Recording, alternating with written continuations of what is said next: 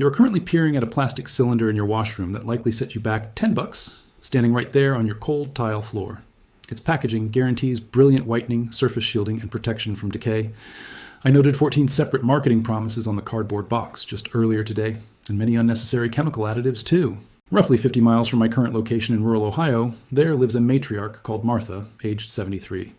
She has never once purchased a factory-made tube throughout her entire life, yet she retains 31 of her 32 biological teeth. The plain folk never established a medical office or a cold, sterile waiting room. They never trained a single oral practitioner. They never surrendered a single dollar to a retail pharmacy brand, not for 2 centuries. Their secret is a simple mixture that fits inside a glass jar and costs less than $2 to produce. By the conclusion of this presentation, I will reveal the 4 components of that blend, and I will share a single sentence located on page 9 of a 2017 university research paper. One specific finding, the scientists nearly omitted, that explains why an 80-year-old traditional farmer still possesses most of his natural smile. Healthy living shouldn't be a luxury bought from a giant corporation with deep pockets. This method works whether you are building an off-grid cabin or simply residing in the suburban house you've owned for decades.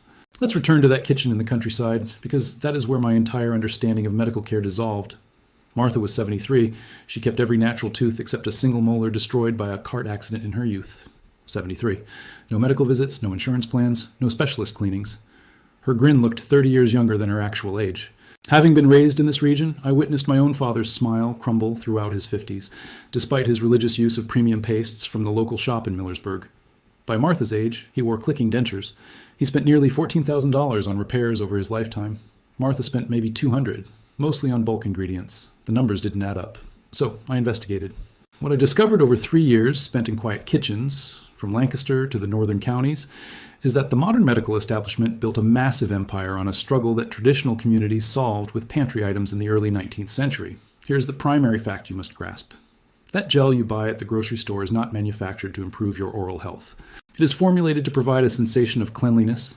There is a massive gap between those 2 goals, and that gap is worth billions to the conglomerates. The sudsing component in big brand products, often a harsh detergent, is the same substance used to clean industrial engines. It aggressively removes the protective moisture from your gum lining. The chemical sweeteners actually nourish the precise germs you want to eliminate. The thickening agents added for texture were recently questioned by organic standard boards as potentially hazardous substances, yet they remain in almost every product on your shelf. Martha was unaware of that data. She didn't need it. She simply followed her mother's wisdom.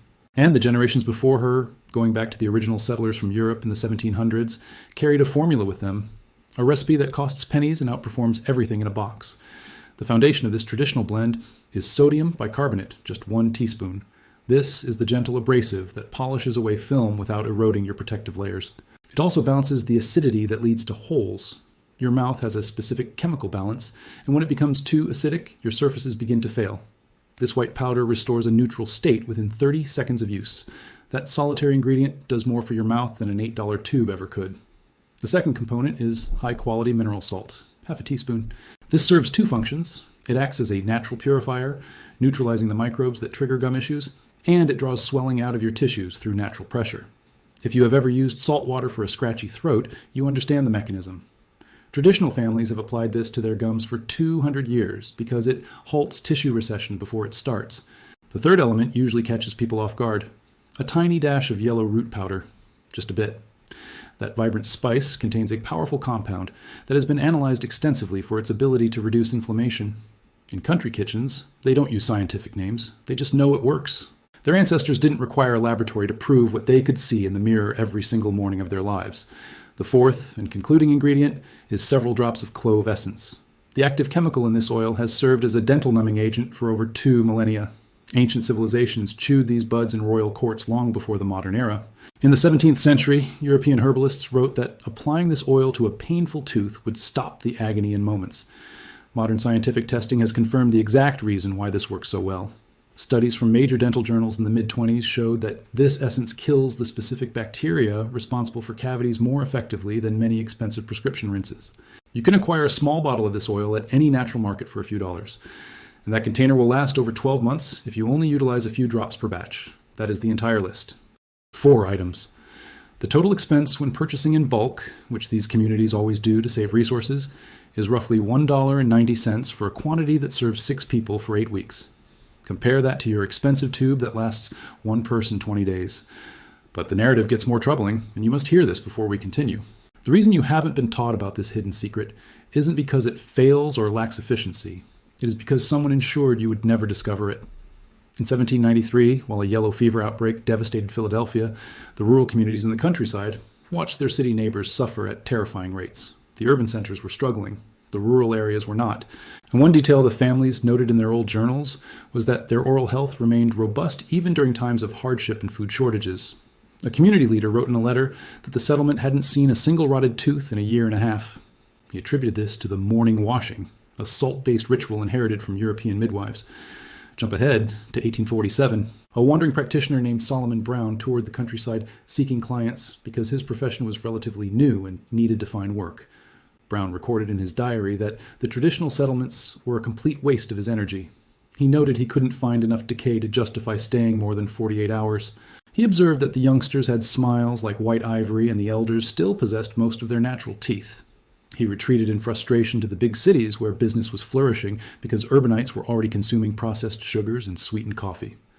The American Dental Association was established in 1859 by a small group meeting in New York. Within 40 years, it became a massive professional lobby. In 1914, they partnered with manufacturers to push industrial paste as the only acceptable choice. Before that era, most families prepared their own cleaners using methods identical to what is still used in those quiet kitchens today. Profit often disguises itself as progress in the modern world. The marketing was overwhelming. Magazines and broadcasts made home remedies seem primitive and dirty. Within 3 decades, the concept of a homemade jar was pushed to the edges of society. The traditional folks didn't get the message. They kept their recipes. They kept their teeth. Now, consider what you have spent on your mouth.